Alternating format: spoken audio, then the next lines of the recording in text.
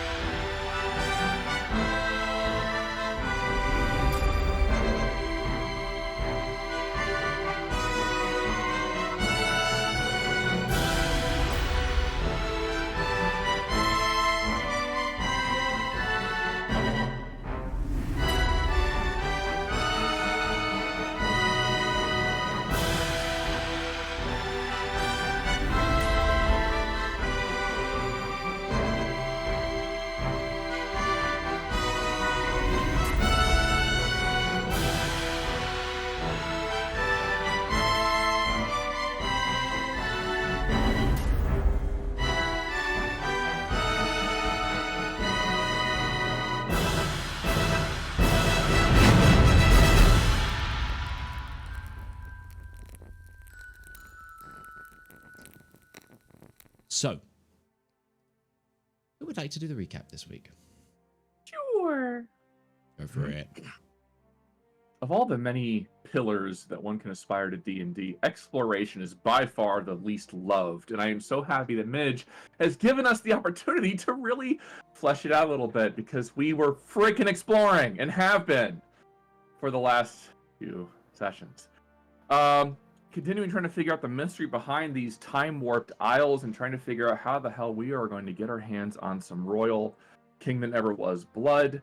Found more of the ruins of around Capriel's temple. We found some bits and bobs. I found a platinum skull, which turned out to be a key to activate a gate, which let us travel from one island to another without so many issues. Some weird portal room and activation mechanics that Ruby and Beth don't really fully comprehend, but at least it got us from A to B. We met Galmentian. Phil. Phil. We met him. Man. the G-Man. The guy from the past. Hopefully not the real one. Yes, he was in fact from the past. We approximated about 1,200 years before us, so like 200 and something years after the Green and Pleasant Day. And he was stuck and couldn't get off the island, and we were trying to figure out to help him off. He's been living off of lizards and apples, I think, for the past... Peaches for the past few months, and that... I don't want to imagine his stool samples. And it's very fibrous. I'm sure it's fine. And we finally got to a big door that he was not able to figure out how to open. And while Breton was thinking, what if we just direct sunlight into it to open the door? Gourd went, okay, bang, and just shot it with a sunbeam, and now the door was opening. Yep. And we left off with the party standing atop some large stone steps as the giant door opened to reveal a long passageway filled with gilded marble and a waterfall on each side with lights being streamed through, magical light going through it, depicting the outline of a solid, glistening warrior beating back shadow that eventually led to a large giant statue of Aya, the shield of morning, with eyes aglow at the end of this fantastical passageway. But you can have a point of inspiration for that. Yeah. Ruby's gonna lean close to Breton and just go, secret tunnel.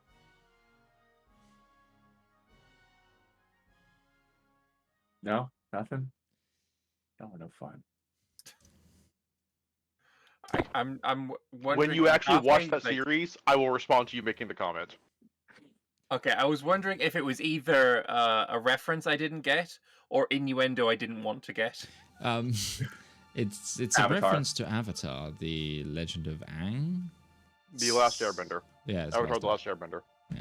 Not to be confused with the movie Avatar. Well, that didn't Anyway, get fixed because it wasn't good enough. Secret tunnel. Good job, Gourd. Why didn't we just use a mirror? I was told to do it. Yeah, Gourd. You could have just did the thing. Yeah, your spell Next slot. time. Look, I'm blind. I can't see the sun anymore. It's right here in my hand, Valymr. Oh, Okay, there it goes I down. can see that. Oh no, it's gone now. Okay. I love this part. Ruby's just gonna start walking down the hallway. So you descend the 60-70 foot of stairs down, and this is like I said, this is like an 100-foot tall door. It's a big shifting mass that it was all stone, but then it turned to like a glistening brass or gold, like just sort of a darkened gold before parting, and then the water just started raining down. The lights have gone along. There was braziers all along with this like white flame that like burns. Yeah, you can start walking down. Oh, look, a door probably big enough for my ego. Don't go that far. My ego at the door. Choose your words carefully. So I'm gonna be Your walking ego. down Oh, I the mean, the stairs. door has a measurement that we could physically see. Your ego does not yet. Just everyone in the party just put you down. I love that. Okay. I self-depreciate, and they jump on top of the self-depreciation on top of me. Yeah, and I see how Ruby feels about this. We're group. supporting your self-depreciation. We're just being You supportive. tee it up, Breton knocks it away. That's how it works. Yeah. So I'm gonna walk downstairs. Okay. Yeah. I'd say I'm be keeping an eye out for stuff, but I'm just really not. What kind of purpose would be for a door that big? What could walk through something that large? We just discussed it. It's your ego. So I'm gonna cast silence. Well, it could be literally for the gods themselves. We, like, a point to the blindfold. Cathriel was literally in the temple that we came from. Was it So that big? Were they that big? Dude, I don't know. Judging From by the your blindfold vision? you're wearing, I don't think she was that big. She was like 12 foot tall, or so, or the So people. it's not much of a blindfold as much of a shawl or a scarf. Yeah. Whole face wrap. Also, it's a magical item. Shrink. Sure.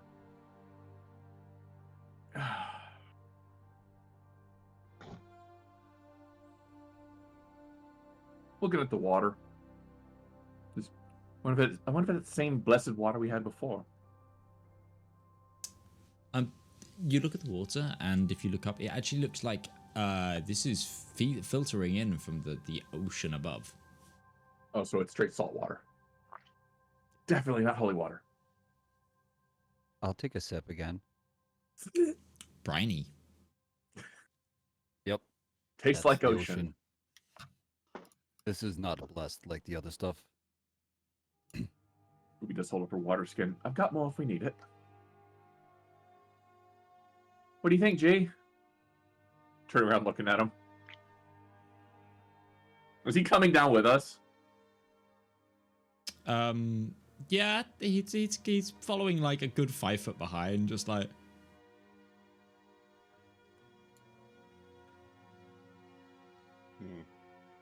Like in absolute just shock at what he's seeing.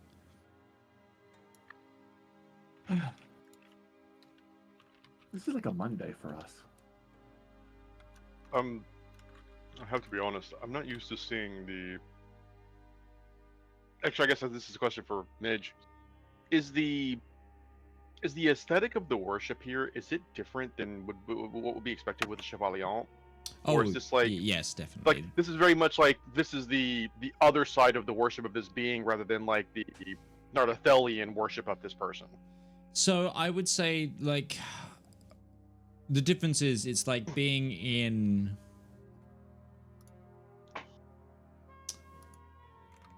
I would say this is like being in a church in Rome. The difference between like a church in Rome, like pre and post Catholicism, would be the difference.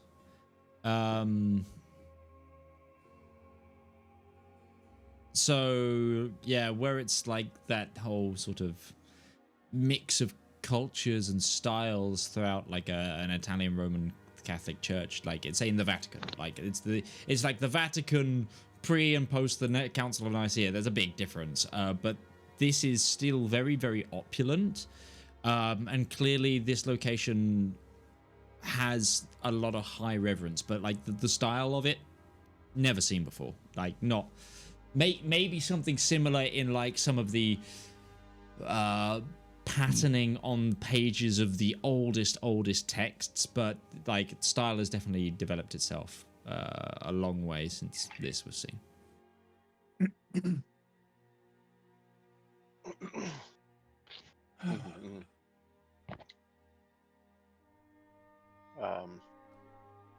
As Brett makes his way up towards the statue, just kind of like all the way down to the end of the hall, is there any writing on it? Any plaques, any memorials? On the large statue up ahead? Yes. No, it is just a full have you seen have you seen art of the statue of Zeus? No, but I live in a state that has a replica Parthenon. I keep forgetting that. That is the thing. So I have actually stood in the presence of the statue of Athena, yes. Okay. Like Nobody was ready for that. Everybody was like, wait, what? so I am both surprised and not. Thanks, America. Tennessee, baby. No, so If we want it, we make it. the Great Temple of Zeus in ancient Greece had a giant seated statue of Zeus in it, made of bronze. I think it was a giant bronze statue. Hercules style, right? It's like seated. It's a large seated statue. Imagine that kind of thing, except so it is like seated man, throne, big white glowing eyes right now, and a shield in one hand, like smashed into the ground, kind of half covering one of the legs. The other arm, like firmly on the thigh, staring like straight down towards you guys as you walk forward. There's no writing. It's just like. He's him. And then there's a so this is a long corridor or a long platform, braziers either side with like, oh no, it's braziers through the center with white flames in them, and then it opens up into a roundel shape, like a 270 degrees of a circle, with the final bit where the 360 would join being where the statue is. And in the center of this circle there is like what seems to be like an altar. Can I make an offer of morning glories? A bouquet of morning glories? Yeah, A sure. flower, Yeah. as we enter? Yeah, absolutely. You using Druidcraft to create those? Yeah. Just Sure. a small bouquet. No, absolutely. And this is all closed in. This is not open air, is it? No. This is like under Underground, yes. Seems to be underground in a cave under the water, you'd assume. Is there any religious significance that Breton can think of putting a statue that is dedicated to the dawn in a place where the dawn cannot reach it? I'm not even going to make you roll for that. I like Roll an that. irony check, though. No. That's you don't even need to roll for that. You would know that being the god of like the dawn, but also vitality and honor, and a lot of Aya's older stories are about him vanquishing darkness, and he was one of the primary gods that brought the army of the heavens to this plane to defeat evil. He is the person that essentially first met with the king that never was. He's the person that came here essentially and then vouched to the god of gods, his father, to try and convince him, saying, look, this person has already broken the chains, the rebellion has started, we need to go, like, sort of thing. He is like so the symbology behind a god of the dawn bringing light to somewhere that is normally dark is not lost on you. Mm-hmm. Yeah. I think Breton will. No, he's going to kneel down in front of the statue and just kind of say a silent prayer and recognition. Sure.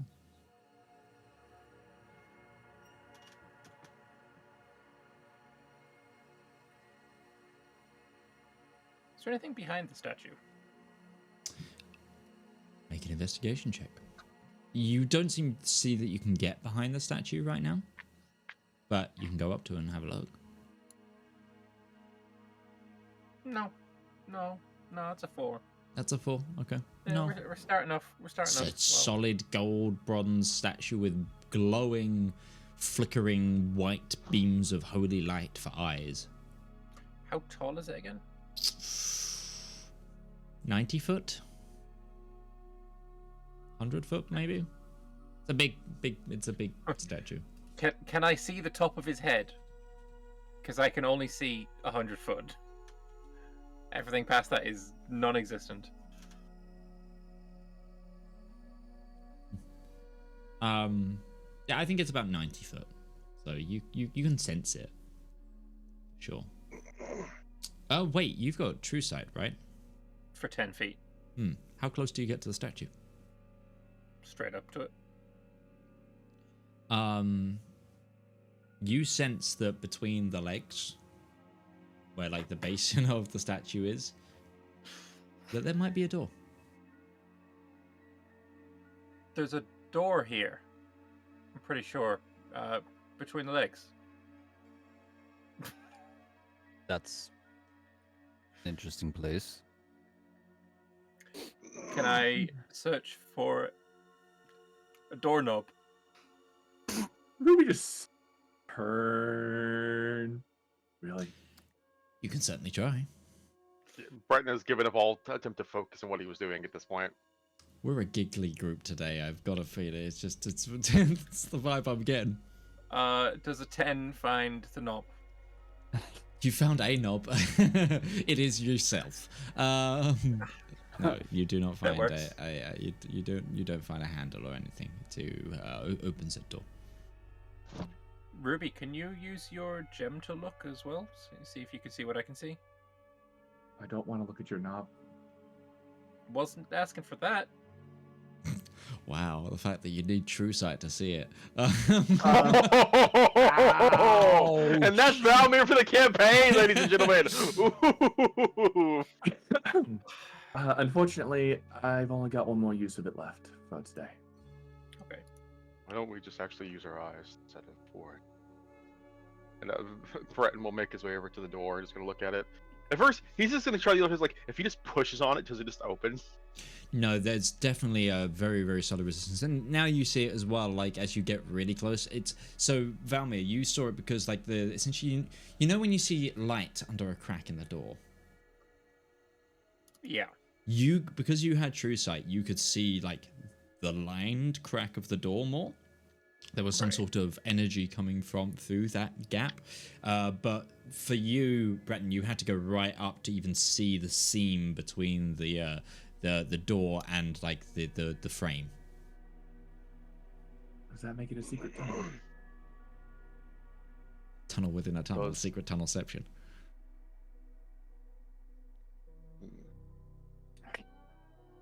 Give it a good shove. Pushing it seems like there was resistance, and he'll even try and like work his fingers in the door frame to see if pulling it is what you're supposed to do. But if it seems like there is a secondary method, it's got to be something to open here. More light? Light coming from the other side of it, so unless it wants us to match it. Gourd, what are you doing? Just watching them for now. Okay. Trying to see if there's any other handles or levers that might be associated with this. There doesn't look to be any handles or leathers. This whole area is so there's the sort of the rundle. There's the also in the middle. There's the absolute like pillars of flame all along. There's the giant statue. Its eyes are glowing, and that's about it. Are the eyes glowing? Usually the eyes are glowing. Are they casting light? Yes, they would be.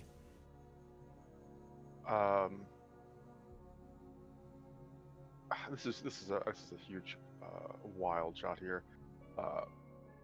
There are braziers all over the interior of the statue.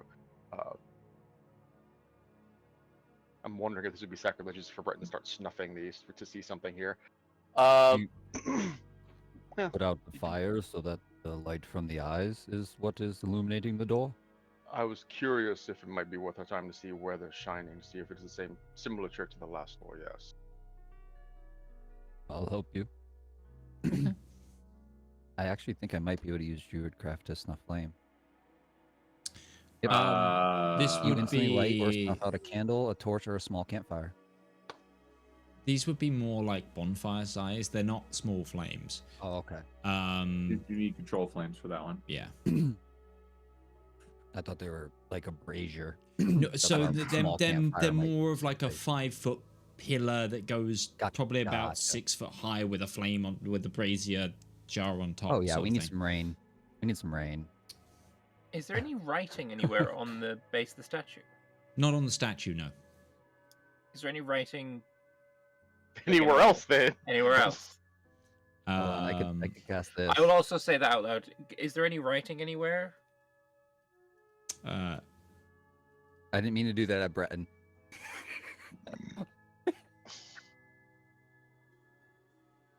you cast watery sphere. You're casting it at the. The fires. Yeah, Cool. and I can move it.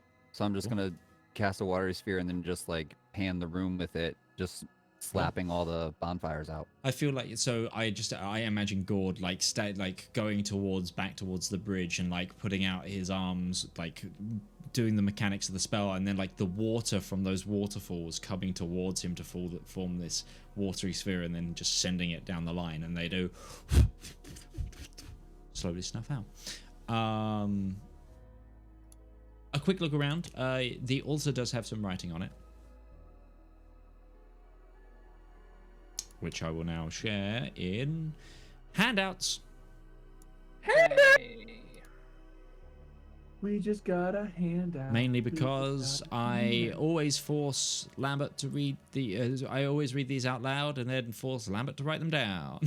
Yeah, I actually went back and rewatched the thing to get it all verbed in for the last one. How many times did we change the name? Good. I rise with dawn's embrace, a golden crown upon my face. With fiery rays I paint the skies, guiding lost souls with gentle sighs. Though I'm distant, I'm always near, casting shadows, banishing fear. In the realm of day I hold my sway, but vanish come dusk in a silent way. Who am I in radiant might, bringing warmth and casting light? A celestial king forever bold, in my brilliance all secrets hold. Of curiosity, Midge. Yes, friend. When Ruby died, Yes. and she was looking at a very long hallway with a big bright door at the end of it, does this look any way similar? Very hard to tell. I mean, there's elements where it like kind of matches, but it's more the fact that when you were wherever you were, it was shroud everywhere else. There was like, you could tell it was a hallway, and it had the shape like because of the way perspective wise you look straight ahead, there was a square ahead of you, but there was no real form to that place. Sure. Okay. And I'm in the same getting way I'm getting a vibe. in the same way where when Valymr died, he was in a sort of a voidish place that was almost like surrounded by draped curtains, but had a pool of water in front of him. Mm-hmm. Terrifying. Yeah. So, I think we can all agree that the answer to this is the sun. The question is, how do we represent the sun here? Sorry, don't have daylight. Ruby will take her dancing orbs and bloop, in front of the door. I'm tapped out on that. Gourd, you extinguish all those backlights, and Breton, you also now see the glow from the eyes beams towards the altar.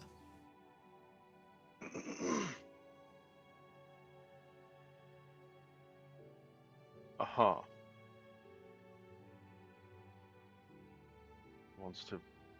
It wants to behold the sun?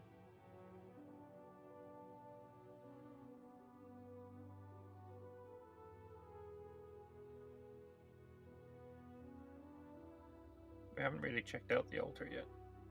Or I mean, I placed some flowers on it.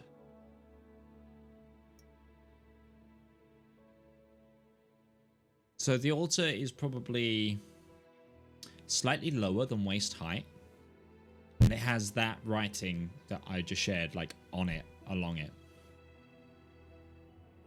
There's no bowl. Nope, no bowl. Just flat topped. Probably what? What is that? 83 centimeters high? About the height of my desk. Very specific. Yeah, because I just looked at the centimeter counter on my desk at how high it was. Man, it could be that we're looking too literally. If it's not the sun, it could just be a representation of fire. Breton is just going to take a piece of his cloak and just tear it. And he will take a tinderbox and just try and light it and set it on the altar. Sure.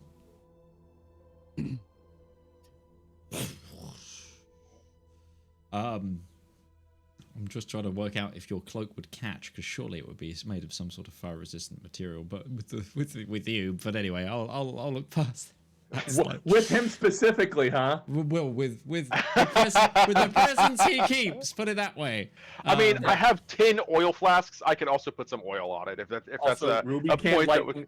Also, Ruby can just light things on fire by touching them. You're making a My small first thought is like, torch. do I have a torch? I don't have a torch. Well, I guess we're using the next best thing, a piece of my a piece of my clothing. Ruby just goes, "What am I?" What kind of armor are you in, Breton? Breton is still wearing the +1 plate armor that he was given by the You are king in of the plate. Nardathel. Cool. Yes. And as you put it down and it does catch fire and it disseminates, but something you notice is as you do it and your hand goes into the beam of light, the glow, the beam, really reflects off of your armor. Huh.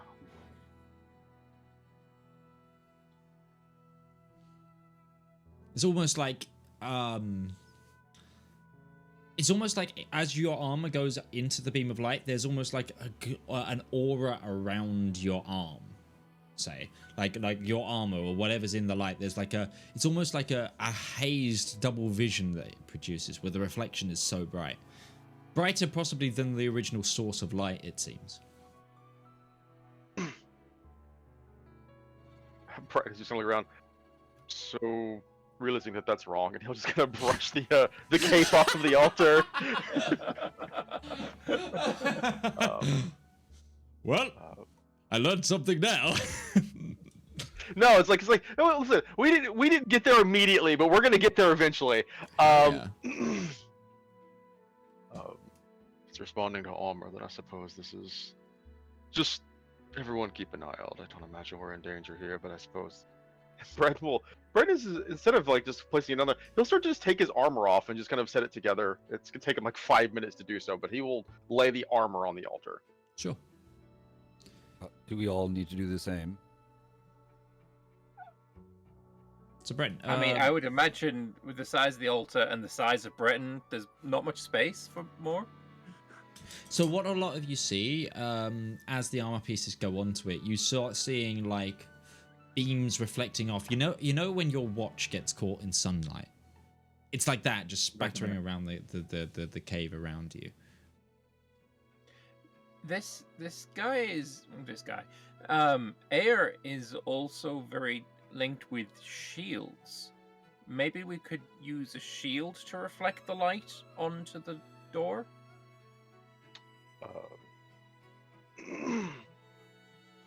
I don't have a shield though.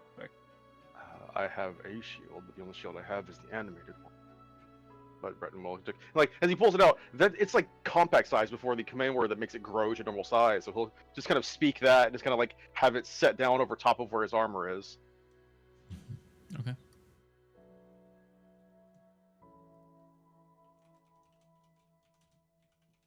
Probably fidgets with this once or twice too, saying it's like, is it just supposed to sit here, or am I supposed to be directing this towards the door? Do I see anything You extra with the true sight? I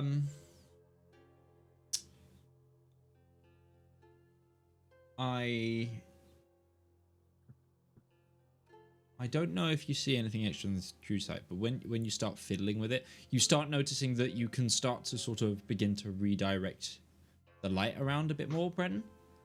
Mm-hmm. And where are you aiming it? He'd probably aim it at the door to start. Mm-hmm. Sure. Because we know that that door is there. Yep. Go around and you... Boom. The door opens. Also, Breton, when you start to take your other armor pieces off of the altar slightly, also the light from the eyes above fades now once the door begins to open. There's still a slight glow to your armor. My immediate player's response is, "Oh, good, I can see in the dark now." That's not the actual response Breton would have. It gives off 10 foot of dim light. Your armor is now provides you with radiant resistance as well. Interesting. Enjoy. Is that permanent or? Time to panic. We shall see, in fact. Breton's going to start the lengthy process of redonning his armor. Yeah, Are there we'll any wait health for you potions lying before we go around? through the door. Hopefully, we all don't need to do that. The door frame opens, and you just see this beam of like light at an end of a tunnel.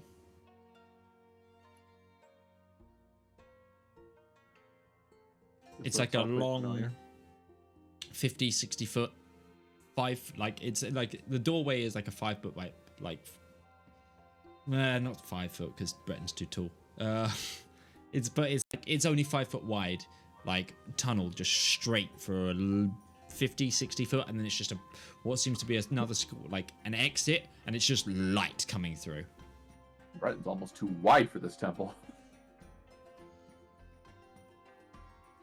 Appreciate the Can irony you of hear that. anything coming from down that tunnel before we start moving? Make a perception check, Gourd. And I'm allowing you to do that because you have very high perception. I appreciate the irony of a very long tunnel going into a wide open space with a very wide door now to a space that's barely big enough for Breton to fit into. 18? Roll with advantage, actually, because of your ridiculous passive perception. Getting some Alice in Wonderland vibes. 28. Okay. You hear birds chirping. You know how normally you find bats in caves? I believe there's birds down this tunnel. No, I'm quite certain there are birds down this tunnel. How are we going outside? We've been going down, haven't we? I feel like it's almost certainly a portal. Just, I guess the question is a portal to where? Oh shit. This writing here. It's Oh, and as a note, guiding. that was that original paragraph thing that I sent was in Celestial. I just auto-translated because of Lambert. Because of Valymr.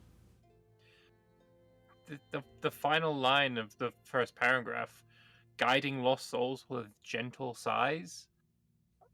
There is potentially a possibility that maybe this is a portal to the afterlife. Maybe. Ruby's walking forward. No path but forward. Silly to turn back now. Yeah. There's the other guy, G.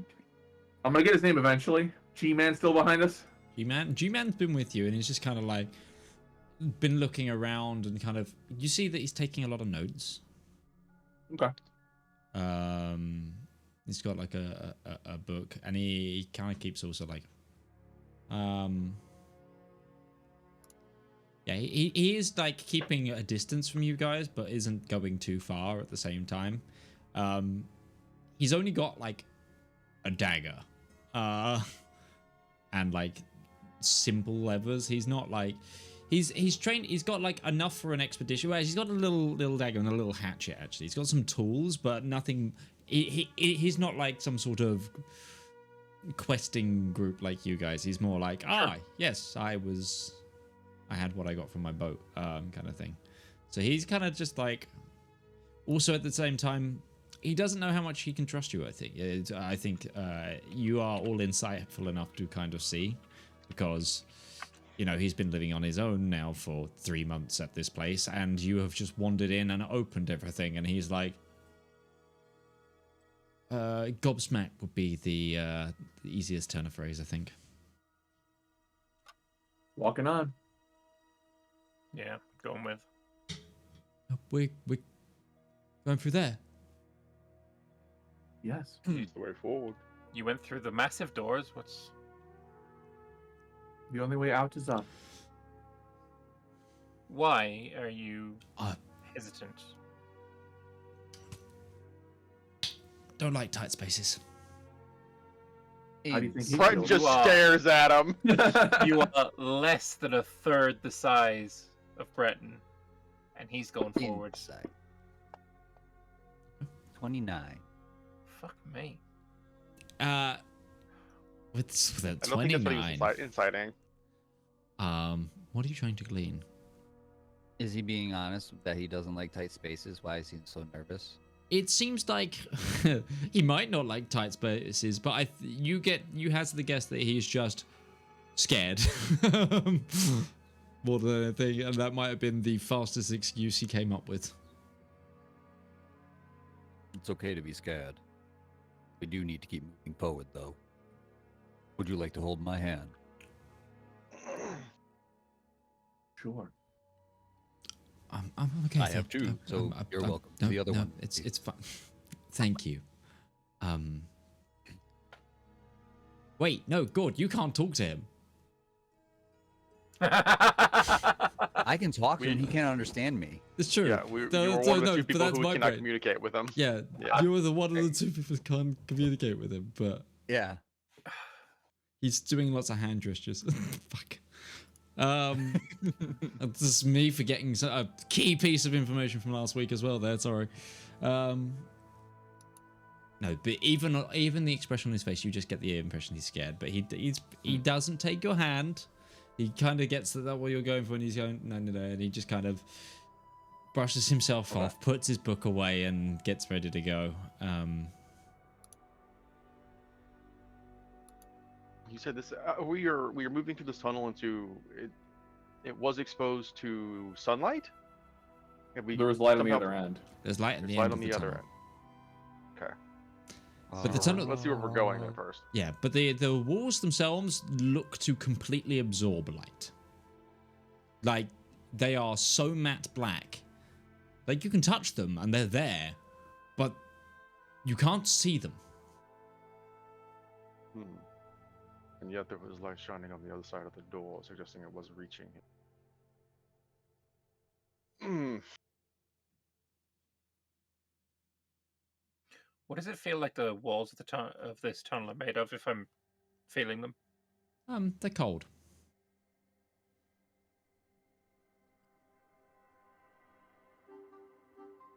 do it feel like it's like stone? They're cold. Just cold.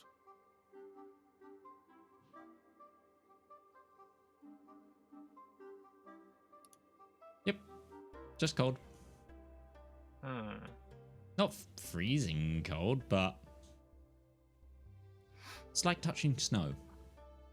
Like, but it's not like, okay, frostbite, frost damage cold. But it's like touching snow.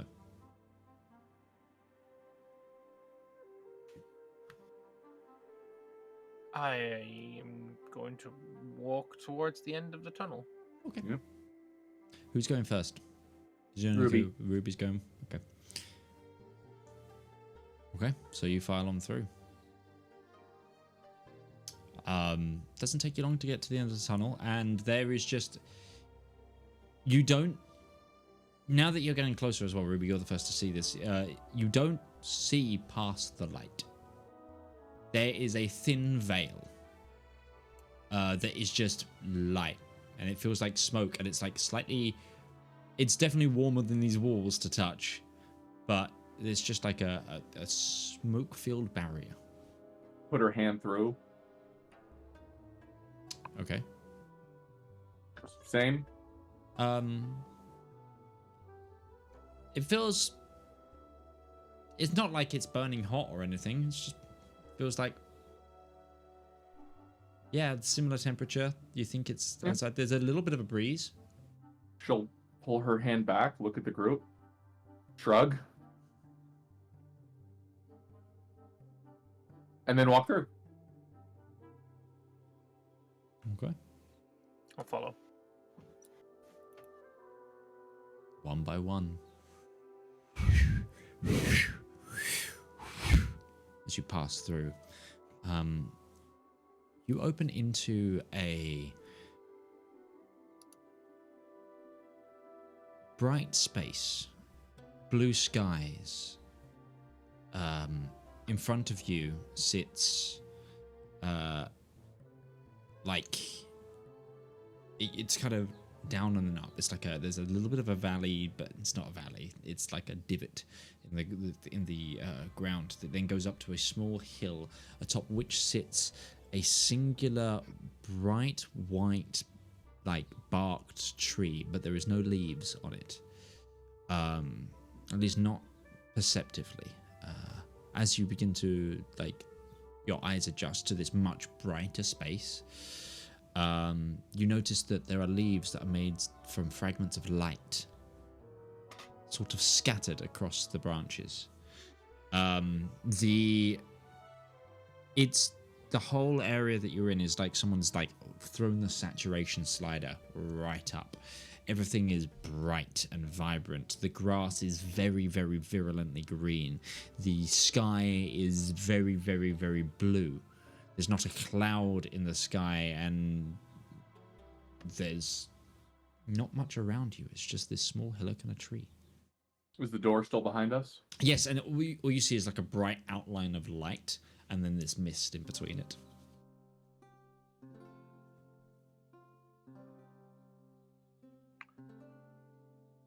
Don't think I need to be a druid to say this place doesn't feel natural.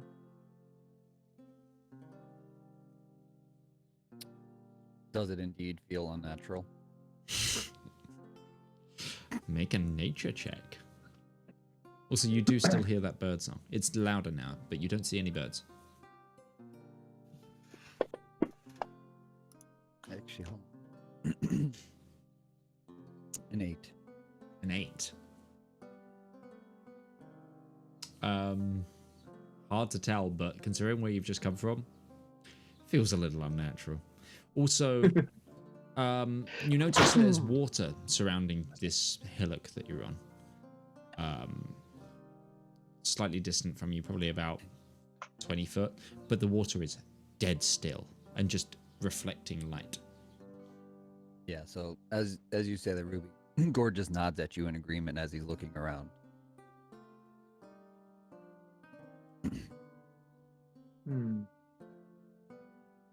This feels familiar. But she'll start making her way up to the tree. Okay.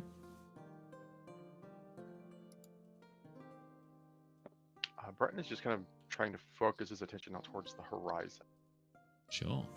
Okay. What are you trying to perceive? He's trying to get a good spatial awareness of how far out he can see.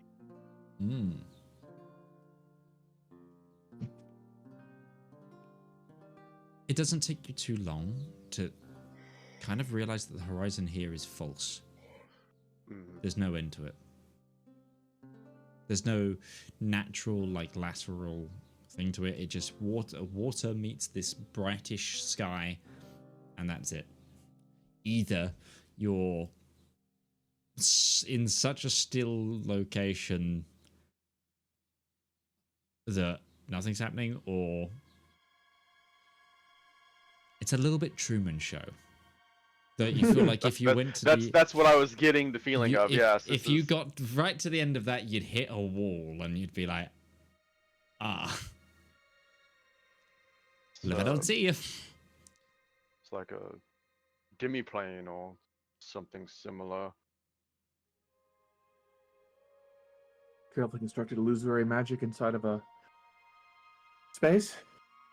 Or just a literal plane of existence that was attached to a door. We can actually reach the tree, right, to touch it? Yeah, if you wanted to. I'll slowly approach to do that. Sure. Ruby, I know you said you're also approaching the tree. You see, it's kind of a tall tree, but it's not a wide tree. Like it's Tree of Gondor thing? Or taller? Yeah, imagine that taller, slightly thicker main body. What do you call it? Body of the trunk. My God. Body of the tree. But thinner and up more. And then, like a malorn tree, it's got golden leaves, but these are made of pure light. Are there any gods who trees are associated with? Is it a holy symbol? Out of curiosity. Because I don't recall Caphriel, Brayla, or Hare being tree people. No, the closest would probably be Oasis, the Mother Wild. But she's like nature, the oceans, weather, agriculture. She has like multiple forms that kind of follow the seasons. There are some elven gods that are trees. Yeah, I don't care about them. There's but no, nothing particular. Nothing stands out, at least not to like surface memory or thought. Okay. I've read something about this somewhere. It just feels familiar. Midge just said something about something similar to this at some point. Probably. I would also go up to the tree. Yeah.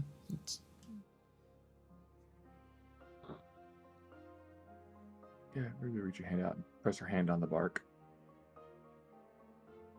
It's warm.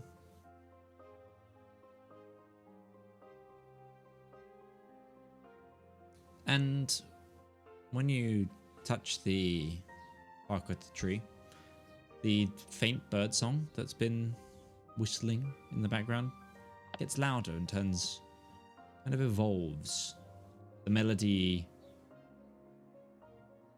begins to become more of a tune, a pattern, and it's like you're hearing music.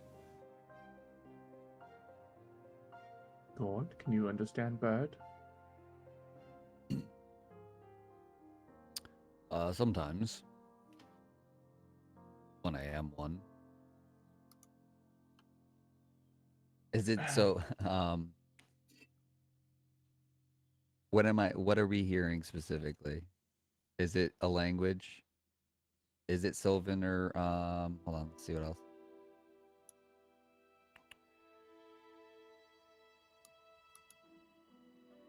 Yeah, is it Sylvan?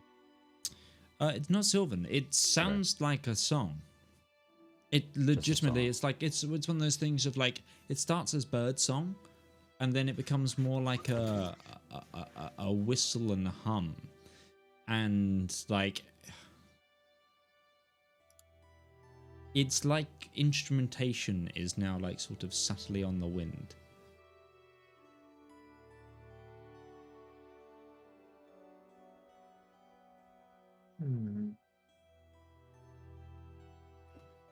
This is what peace feels like.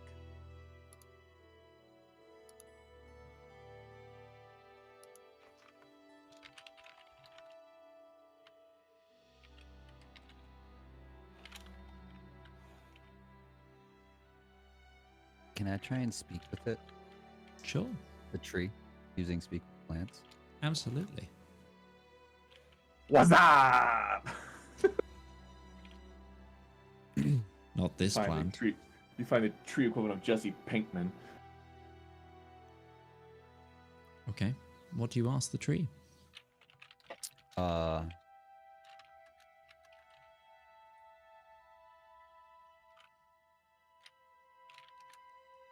What is your name? If you have one. Do you know where you are?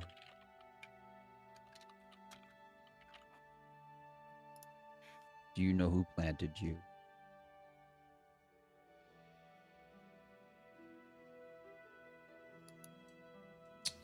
Two seconds. Mm-hmm.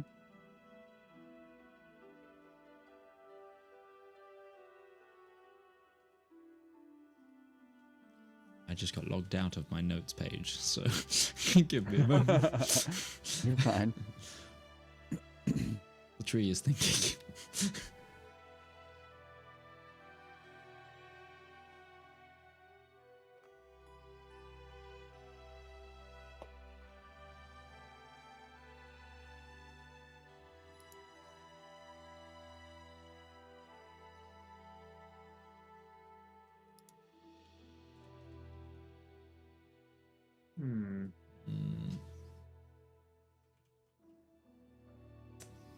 Why that didn't come up in the multiple searches I did there?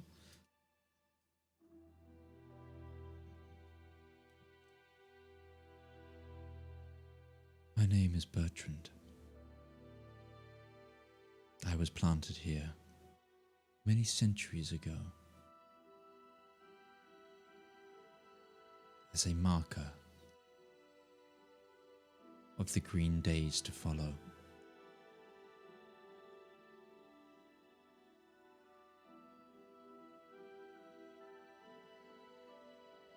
It's a green and pleasant day. Who? The last one was who planted you?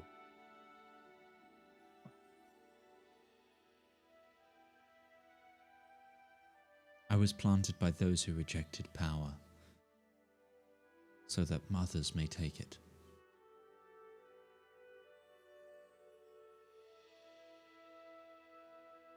As the tree begins to speak as well, Gourd, you notice this as well, because you notice everything. The light that glistens in the leaves flickers and glows, like it gets brighter, almost. You've seen like a synthesized voice, like shape, like with the audio waves. It's kind of like that. Yeah. Like with the speech.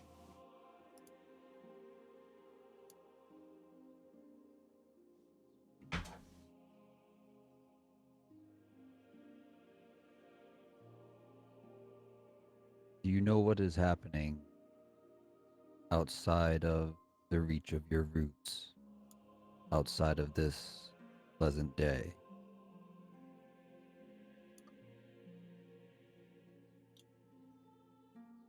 Can you sense it, feel it?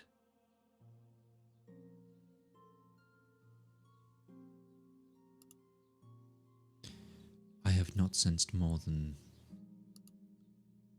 this route and my charge since I was ordered here.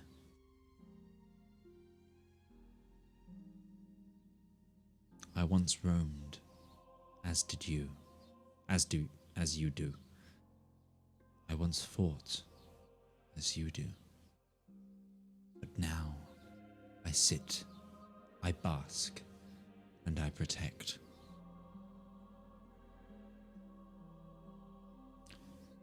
What do you protect? Aside from this peace around us.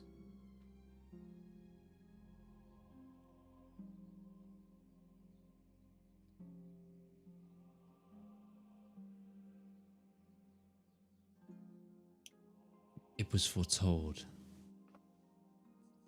to me that the balance would soon be disturbed, one day. And that people would come to both seek to destroy us and to seek to destroy the freedoms we were granted. And some would arise to protect it. I protect a boon to those who wish to help.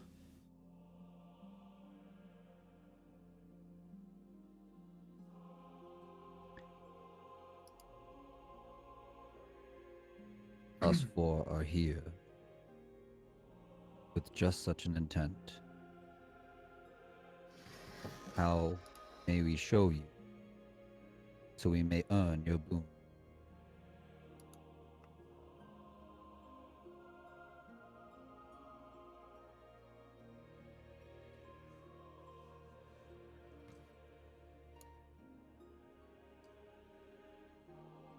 Do I just see Gourd chirping and chirting, or is he talking real words? He's speaking arcanically. So he's speaking like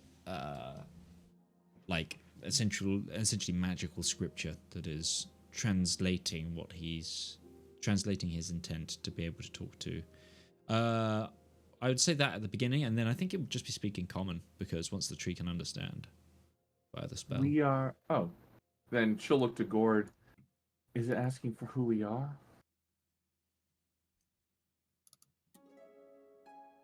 Not specifically. It hasn't yet. I'm hoping to find out what it needs as far as proof of person or We are those our spoken intent. of with the prophecy by the Azuma and Myranka.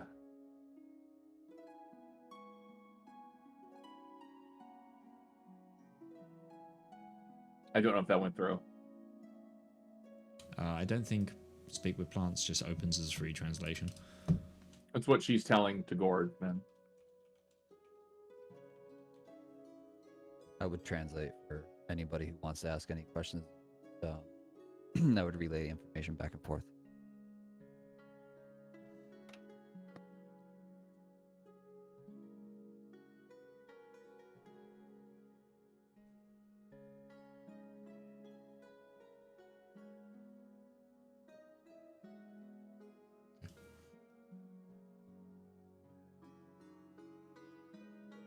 Um,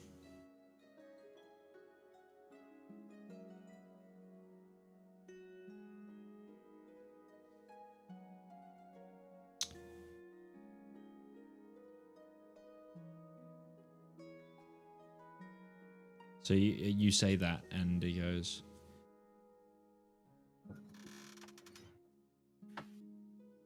"My lord's light is a shield. They protect it, as do I.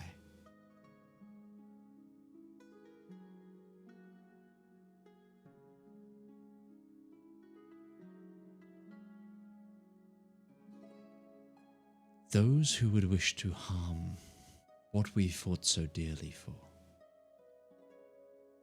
those who harbor ill designs,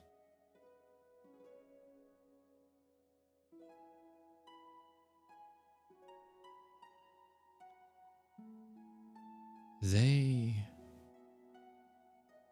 can be discovered. If you would let me, I would like to check." Please. We extend our roots to you. You see petals, the leaves of the tree like fall like petals and wash over you all. As the leaves break on your bodies, they break into a scatter of glittering gold. Fragments of light just breaking like... have you ever seen like leaves when they're frozen and they just smash completely? It's like that, harmlessly breaking over you until you're all sort of surrounded, similarly to the light and glow that Breton's armor now keeps, but you're also surrounded in a like a fairy fire of light. And you all feel... actually, it's a lot like if people have been healed by soul before, when it's that inner warmth that takes over. That begins to sort of cover you as you feel this tree reach out almost like a warm hug.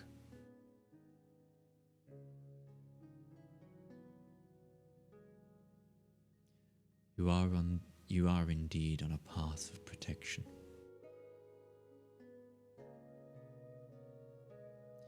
I render unto you a gift bestowed on me by my master. It will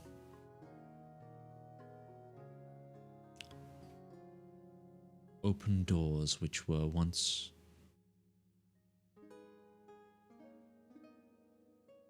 barred from you. And as you see, like the roots of the tree kind of split to open a small sort of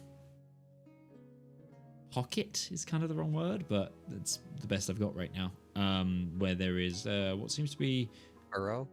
yeah, like a burrow under the tree. It's like sort of the roots turn apart, and there's a little bit of a glow in there for all of a second, and then it fades.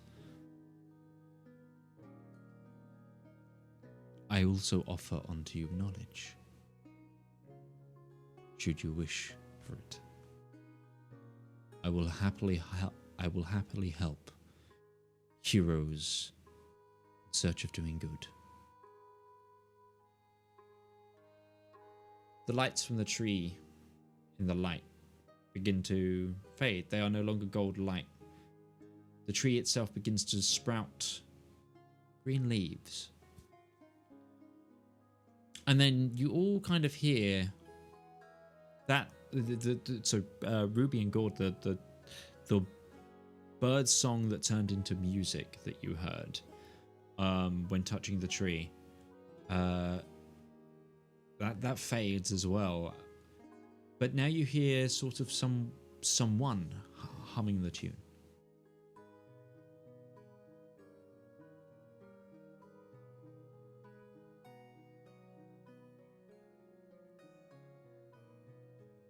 As a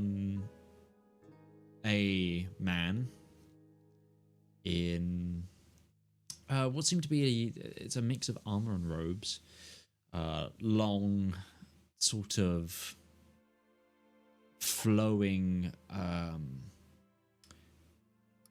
sort of it's like an auburn hair, like sort of just over the shoulders. They have what seems to be a weapon at their hip, sort of with what seems to be a lute that they're just subtly plucking at. Sort of step around from behind the tree, like from out of vision, and then lean up against it to...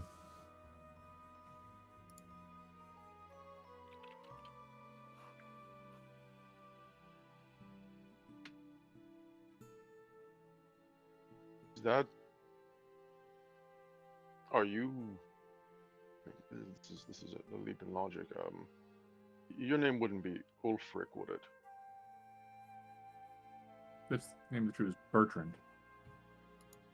I'm not talking to the tree. Oh.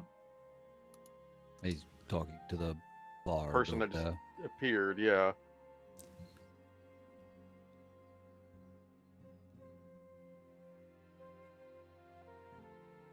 We've gone by a few names. Ulfric would be one of them.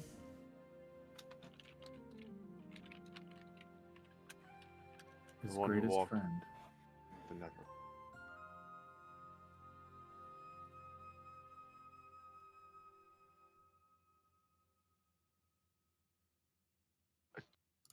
I'm curious now because we read about a place, maybe not this, but similar to this. Was this created to be a glade with a tree of light and all this? It's supposed to be in spirit of the glade of transcendence. We would not know that. Possibly. The halls of transcendences. They're not somewhere I've been. But, this place is certainly mystifying. Bertrand here has been keeping me company for a while. Haven't you, Birch? And he taps the tree. And as he does, here the loot of light like dissipates.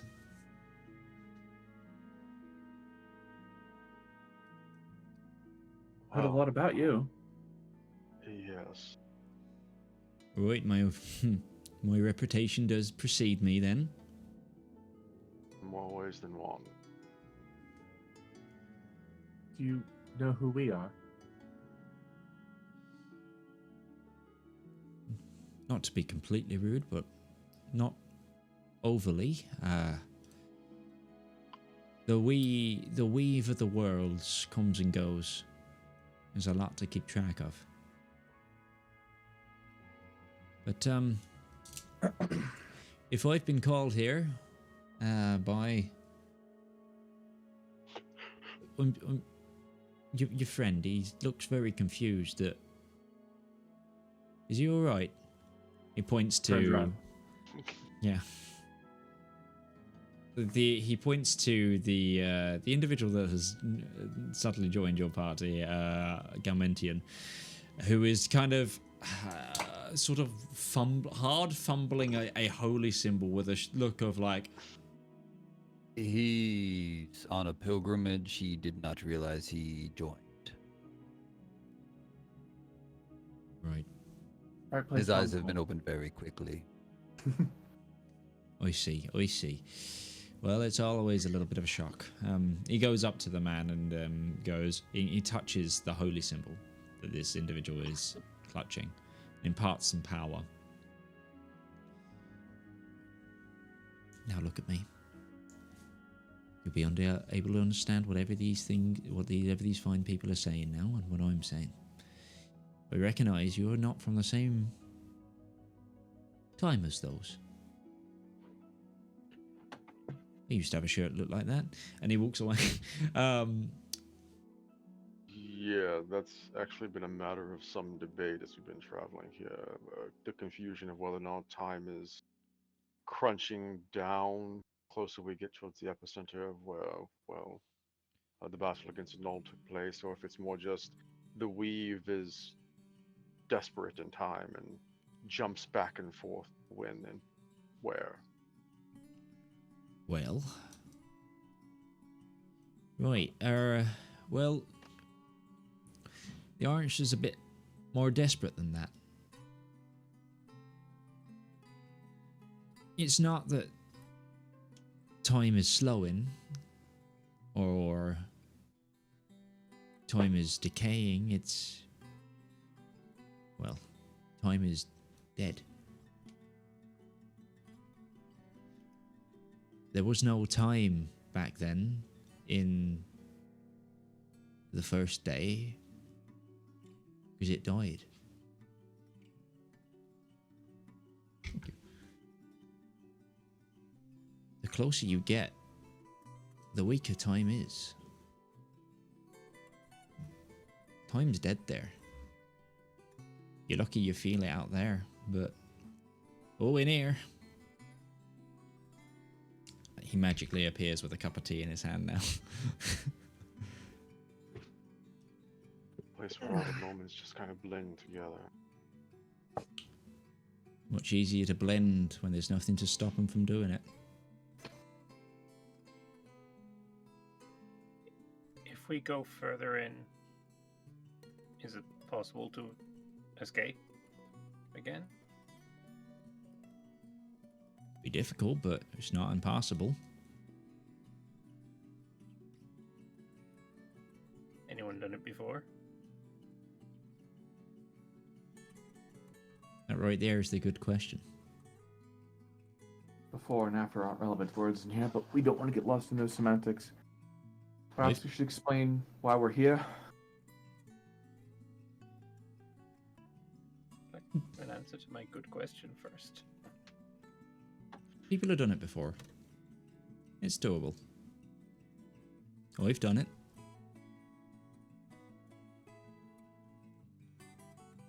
You're waiting for him, aren't you? Wait for who? Your friend to come home. Oh, no, we don't want that. I know. I've seen the prophecy.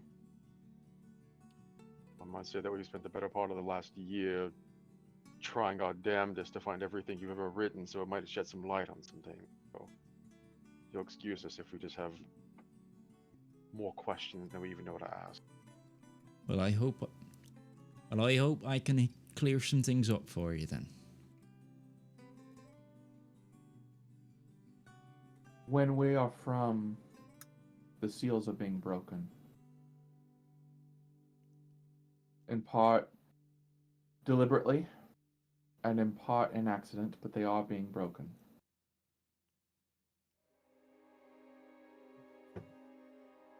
And we don't know how to stop them. We have been working towards it for the past year or so. And we think we have an idea, but that idea brought us here. We want to forge a new seal.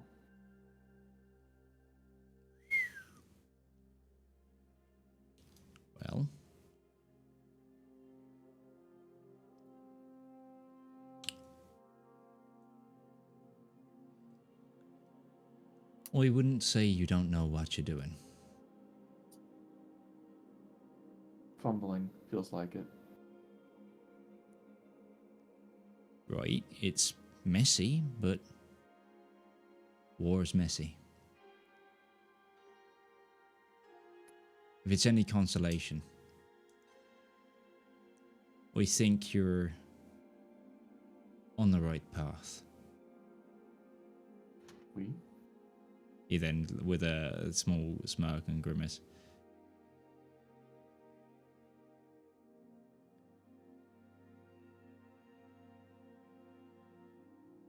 Right, so you're looking to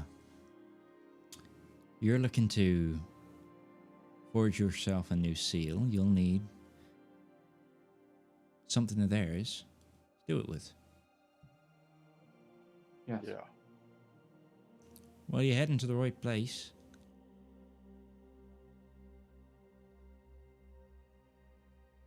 I wouldn't discount you on that, and you've come this far.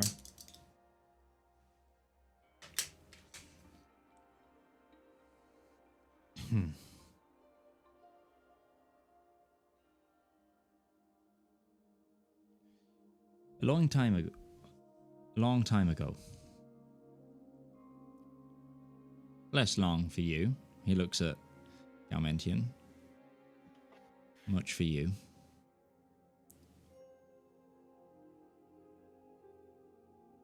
There were cities. Each one a light of its own like a candle. Each one a home to those who saved us. Cities that grew from that moment. With the moment we were all finally free. Many years ago, there was a summit. A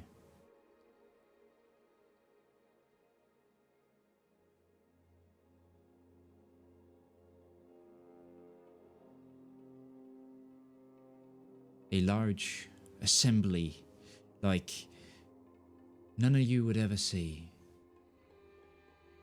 held in a fantastical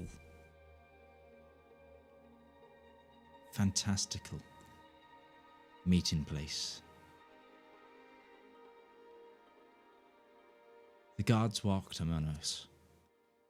And as he continues to talk, you notice his skin darken, his face change to a face you all recognize.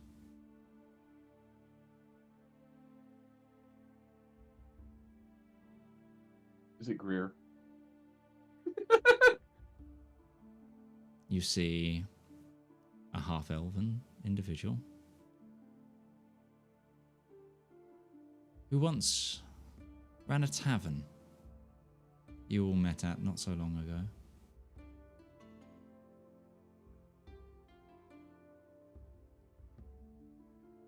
But you fucking guessed it? And you got it right? I guessed it? And I was right? I guessed that shit like 6 months ago! And then, as they continue talking, well, there the gods met, and they deliberated, and they talked. But for every moment that they spoke, time began to flow again.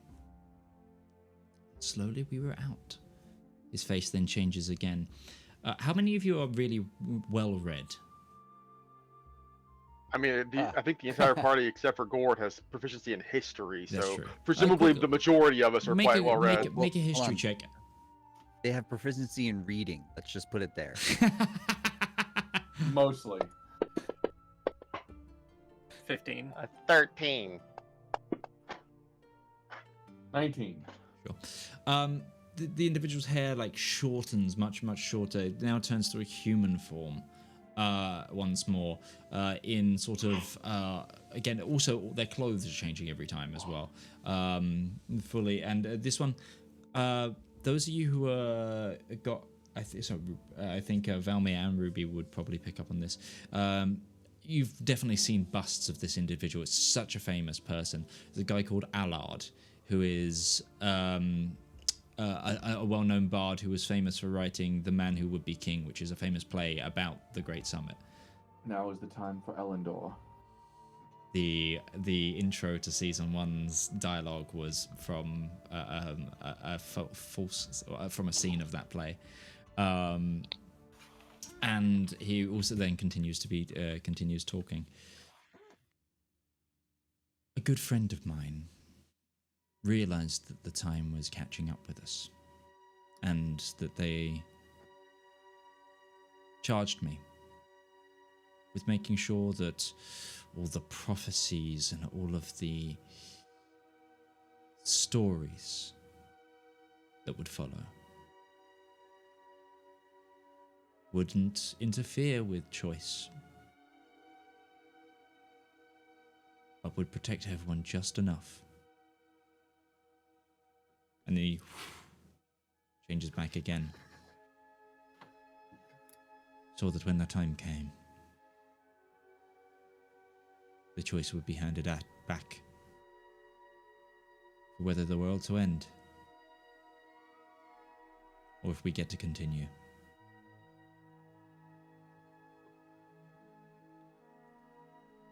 I've had my hand pressed firmly on the next page for some time. I've done what I can to make sure those pages keep turning. So, let's turn another page.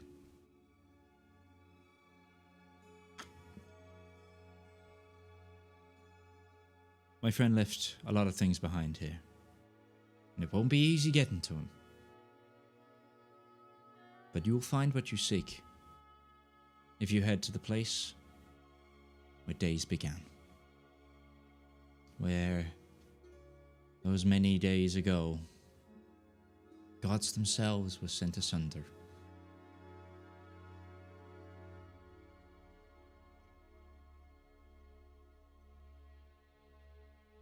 You'll find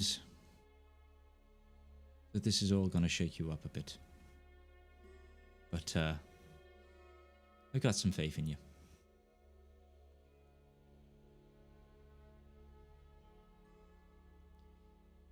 Back to first day. A point of origination. It won't be the first day there. It will still be as fucked up as this place is, and the next. But echoes of it will be there. And that is where you'll find what you seek.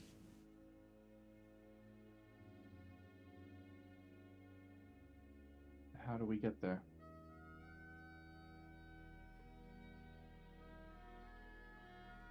Well, you've been diving your way through the vortexes for a while. You're kind of getting there.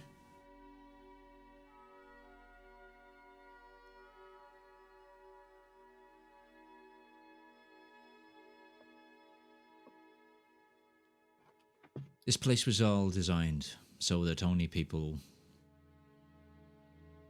with the right destiny, whether it be to destroy or build, could make it through. I don't have all the answers. I can meet you at each leg of the journey. I can influence.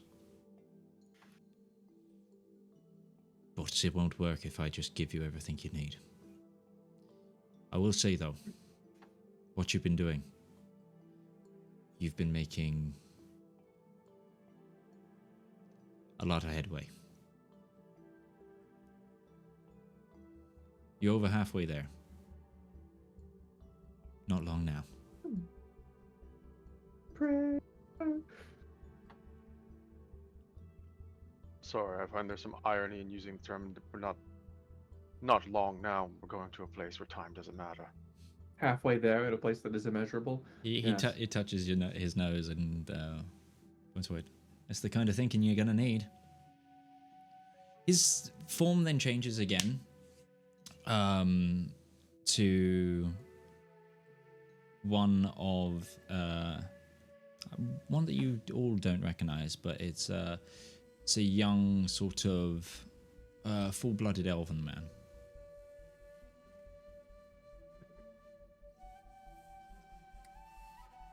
So, what? Again, I'm sorry for all of the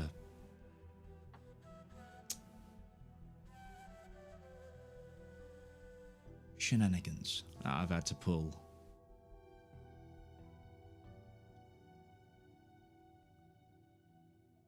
But in sincerity, and with the fact that my good friend Bertrand here has blessed your soul, I can offer some insight. There is a blade held at the site of the summit,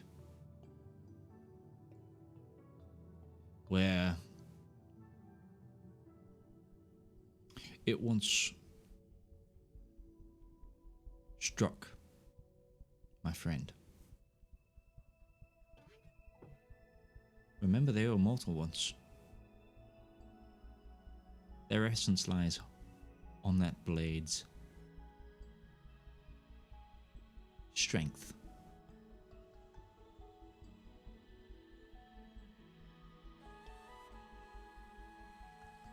Hopefully, that'll be enough essence for what you need.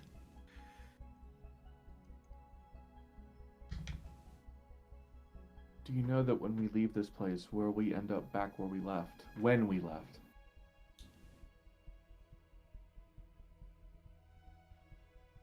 It's possible. But you'll need help.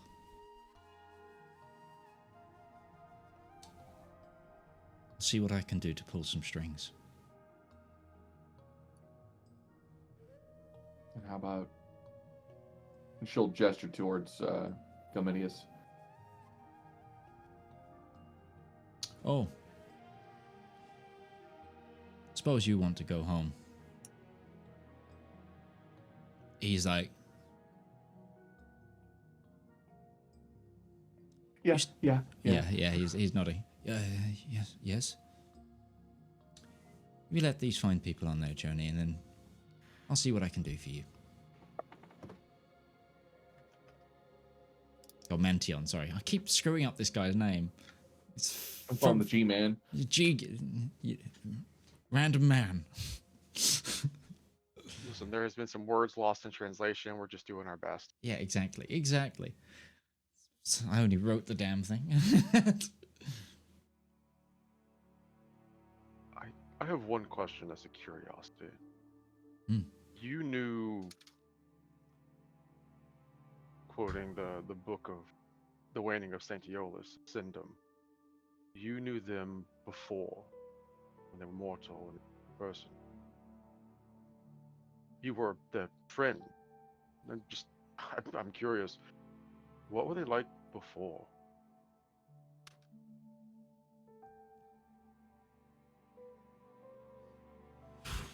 They change again. Back to that. They turn to sort of a smaller, squat man.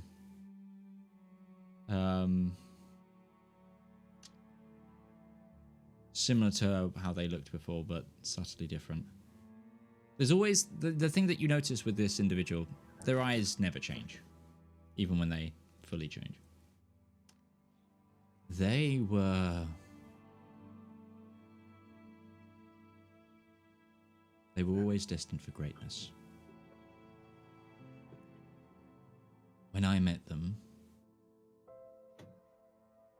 was but a slave. And they, savior. I've seen a lot of heroes that have their quality, but never one such as they. Until today.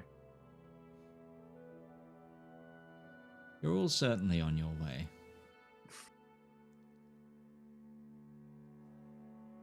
They I were... wonder if you have a choice in the matter. We all have a choice. I like to think of it as the path has been set, but how we walk it is up to us. I prefer the words of an old poet. Some are born great, some achieve greatness, and others have greatness thrust upon them.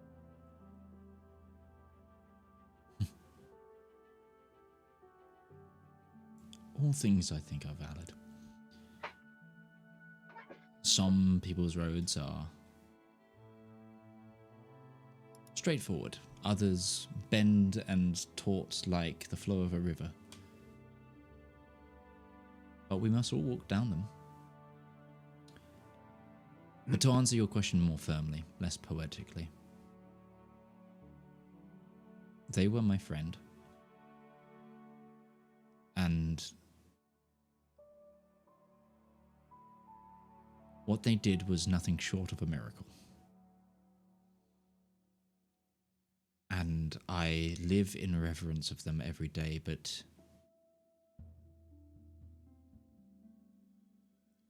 I would be a liar if I didn't say they scared me.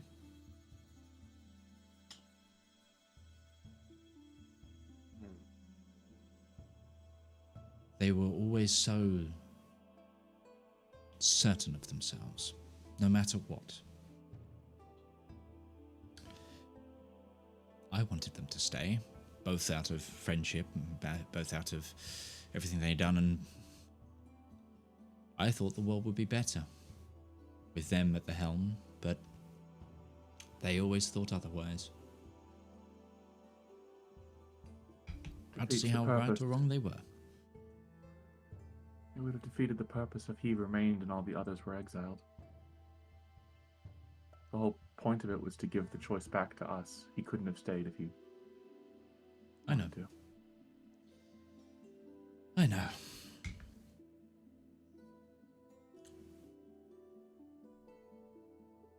It was an honor to have been by their side for even a fraction of their journey. You miss him?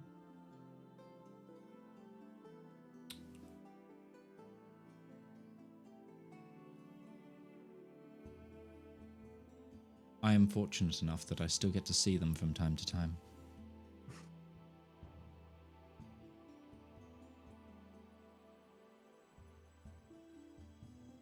When forces allow me.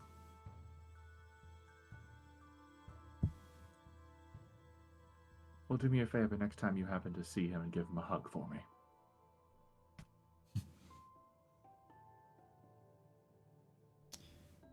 Don't count yourself out.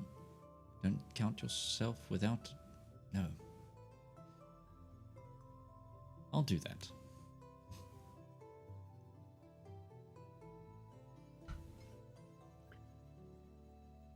Ruby will shrug. Are you going to take what the tree offered you all? Shield's not really my style, but she'll look at Breton. It's looks to be a box. About. Oh. That's... No, then she will go down and pick up the box. So I thought it was a literal shield. No, there wasn't a shield in it. It was basically it opened a divot and there was a glow and then there was a box in the thing.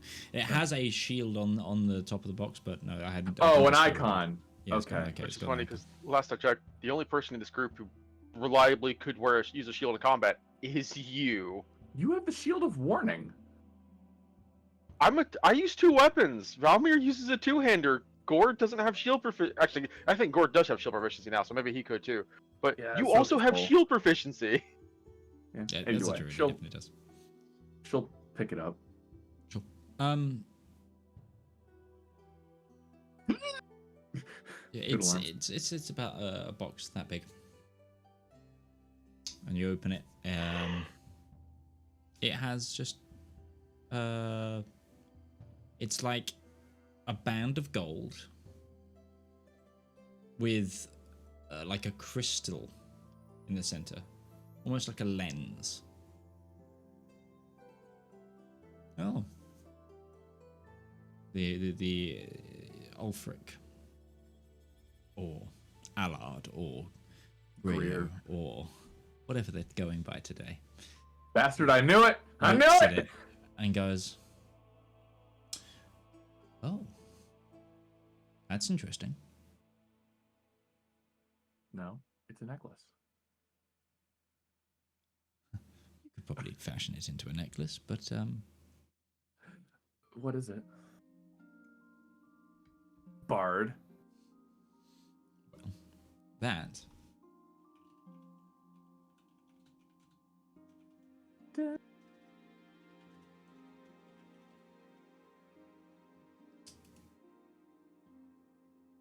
that is a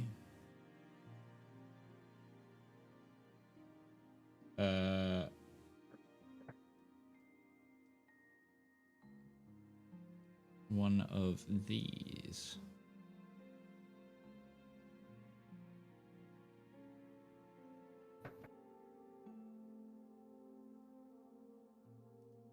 Hold on. That's why I'm on the wrong. Brain no worky today.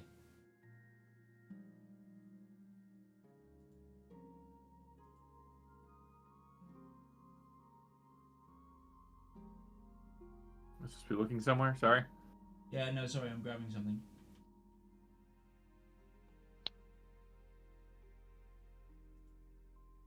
So it is a I can never say the word parapet of wound. Periapt? Yeah, periapt. Periapt? It's called a periapt of true life. So it's like a periapt of wound closure, if you know that. But this also provides you with an additional plus 20 temporary hit points once per day. Mm.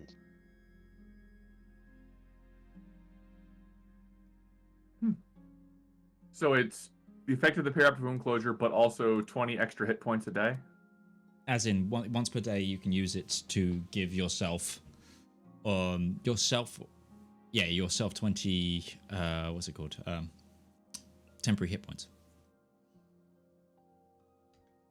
Mm-hmm. As a reaction.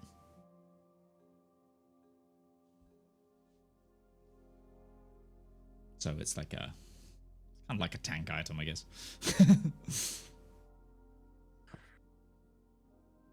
She'll look to Breton and will. offer it to him. I was trying to find it in the items list of my.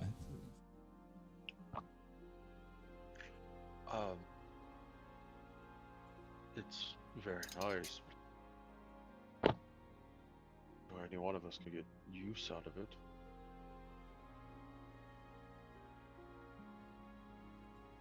Unfortunately, due to the unique nature of my soul and bond with soul, I am limited in what I can use.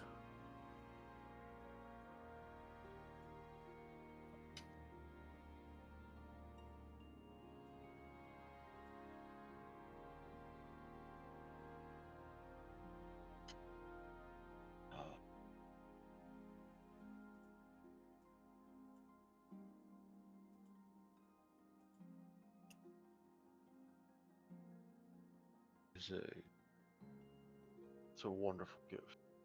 No small amount of artisan work that clearly went into making. I'm sure we will find for it.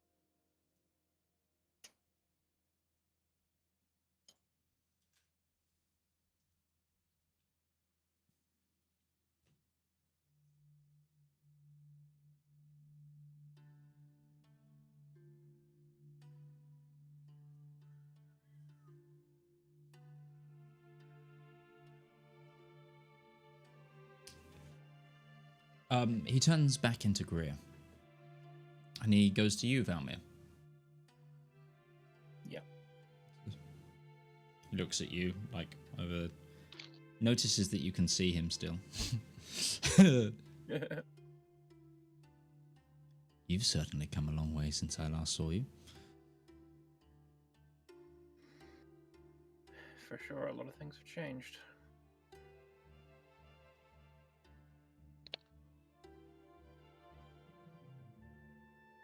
Understatement of the convergence.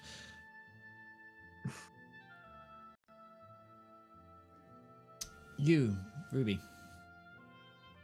You've got a lot going on right now. Understatement of the conversions. I'm going to give you something.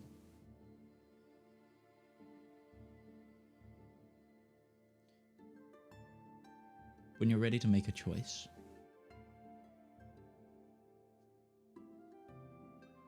takes a coin from his pocket. Flip it. But only when you're ready to make that choice.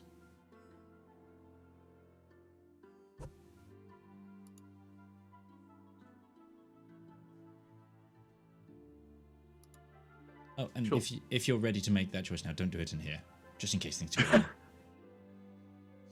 I'll try not to blow up your house, thank you.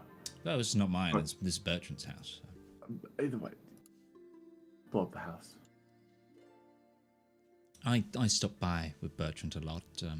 He got the short end of the deal, having to exist as a tree for the rest of his days, whereas I get to every now and then float in and out of existence.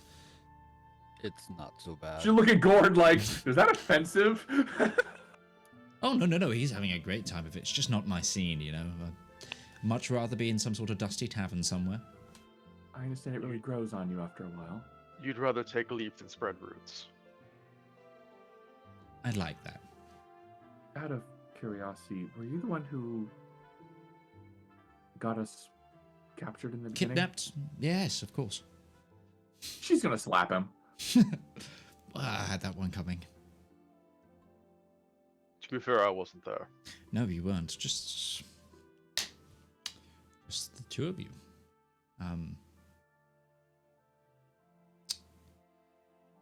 Like I said, it was a numbers game. I did some research. Grabbed who I thought would be up for it. And here we are. The cause or effect of it all is not the What's the nicest. coin look like, out of curiosity? It's completely blank. No heads, no tails? Doesn't seem to be. Hmm. But it's weighted like a coin. But it's completely smooth on each side. It's got a reflection. Actually, make a perception check.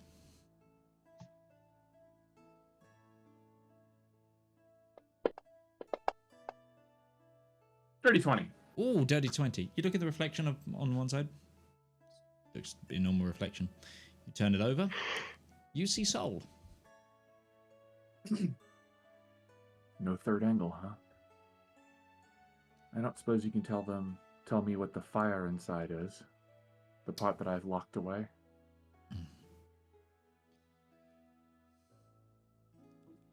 As a result of your lineage, you have a deep, unbridled connection to something chaotic. I'm sure you know who I mean. Yes. It's an avatar. It's what you were to become, had everything gone your father's way. Can she still be saved?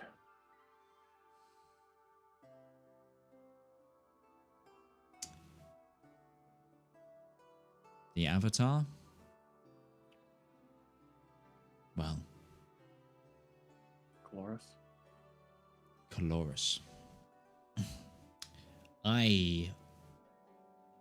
not a god. I merely chronicle them. From everything that I've learnt, she's a trifle too far gone. But you certainly are not.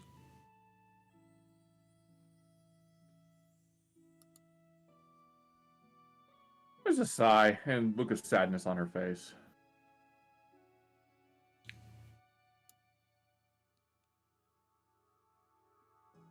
Ruby, look at me. My friend left this plane in the capable. Capable is a strong word, but in the hands of us. The hands of mortals, or those still pretending that they are. Do you think if they saw everything that happened, do you think that everything they tried to do, all the evils they sought to beat, do you think that they would get broken up over the fact that even though all of the evil gods are far from out of reach, that there are still good people doing relatively evil things in the name of good, and there's still evil people doing good things in the name of evil? Do you think that they would be hurt that the influence of what they've done, the significance of the choices they made, were not the be-all and end-all? I think he left us the choice to determine our own fate and destiny. He gave it to everyone who still resides on Elendor. Absolutely. But I think some people got the short end of the stick and had their fates chosen for them.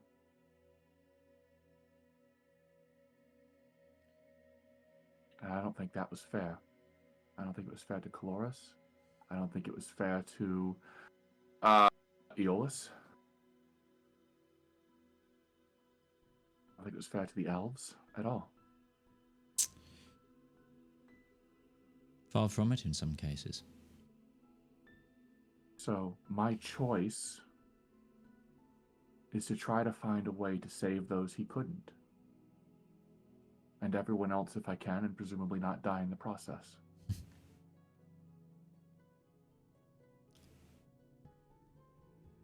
I don't want to be him. I admire him and the goals he set out for, but he left work undone. Sometimes the greatest artworks are unfinished.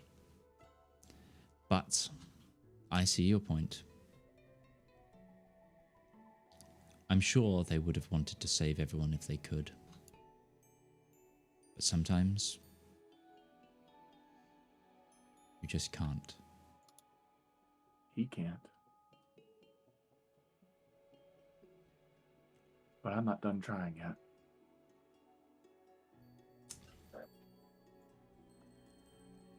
Good. I need all of you to keep trying. There's a world at stake. Yes. I'll give you another hint as well. This island. What did you notice about the world around it?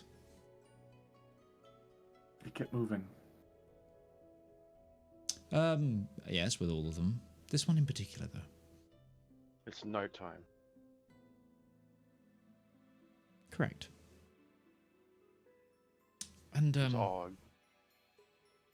Breton, I think you said it best. I wonder what the significance is of a temple to someone whose essence is light being kept in somewhere so dark, or without it. Just a clue, just a hint.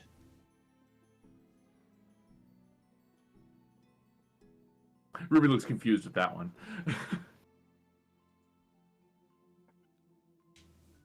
I think the cogwheels were turning there for Breton. No. When he says that, like, it's something that Brett's already been thinking. It's been the true of all the temples we found. The temple to Luster was supposed to be a place of absolute harmony that was in disarray. The temple to light is secluded somewhere in darkness. The key to finding the way forward is to restoring them to their natural order. I don't have the power to make a sun.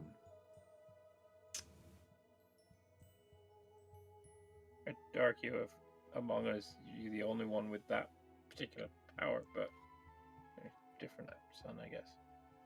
Fire is not the sun, generally speaking. I guess in real life that's not true, but Anyway, with that, we're gonna go ahead and take our midpoint break here. So join us in 10 minutes time, and we'll see you for the second half of this broadcast. Hey, come here a minute.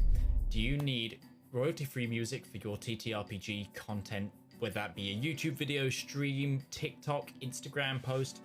Don't worry, we've got you covered. My name's Alex, I've been a content creator for almost a decade now, and I've teamed up with my good friend Harry to produce 10 royalty-free songs for you to use in your content completely for free. We've tried to make a whole range of motifs with this album, covering happy music to sad music, to mystery music to combat music. And if this takes off, you know what? We might even make some more. So give the Elendor Chronicles soundtrack Volume 1 a shot.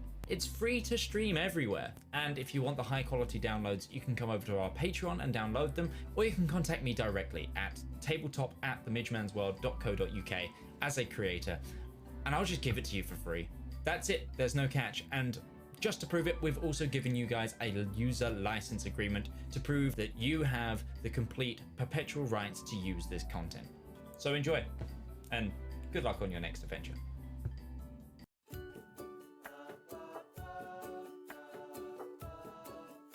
Oh, good day. I'm Martin Sanderson, and I'm the CEO of Avari Military Solutions. We here at Avari know that it doesn't take much to cause problems out on the frontier, whether that be from local pirate raids, neighboring interstellar powers, or even just an unhappy populace with unreasonable demands. Just what is a small to mid-sized regional power to do when faced with these problems? You look to Avari for your solutions. With open-ended contracts, well-trained personnel, state-of-the-art aerospace forces, and competitive rates, we stand ready to help find the right solution to your problem.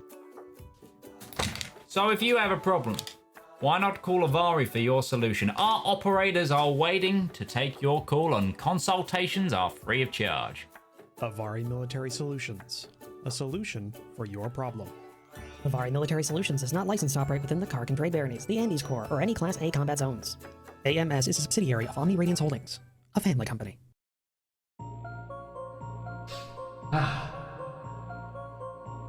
When is a story more than a story? When a tale is more than words on paper? When is an ad more than the script it's written on? In the darkest and deepest annals of our own history, worlds of wonder and splendor. Hello, everybody. Whoa, that's the intro again. I'm in two places. Cameras are almost aligned, yeah. It's all good. It's fine. It's multiple me. This is perfect. My narcissism. It's growing. It was Midge. It was always Midge. It's me all along. Yes. I just want to say we are actually going to be. I was going to be playing the ads. We're going to come back. Sadly, we were actually going to take a shorter session this week, just due to some stuff, some illness. But we'll be back next week. Thank you to everyone who's been here with me. Thank you to Kinda Otter, to Lord Lambert, to DM Lake, and to Bethany Rose. We will be back next week with more of this. Sorry for the slightly abrupt end to the session, but things happen, and we want all of these people here. I want everyone here to experience the story, as I was just saying to those guys. I want everyone to be here for these bits because I think we're getting to some really important points, and I don't want to ruin any of the journey for anyone. So I will see you guys around. We will all see you next time we are live. Bye-bye now.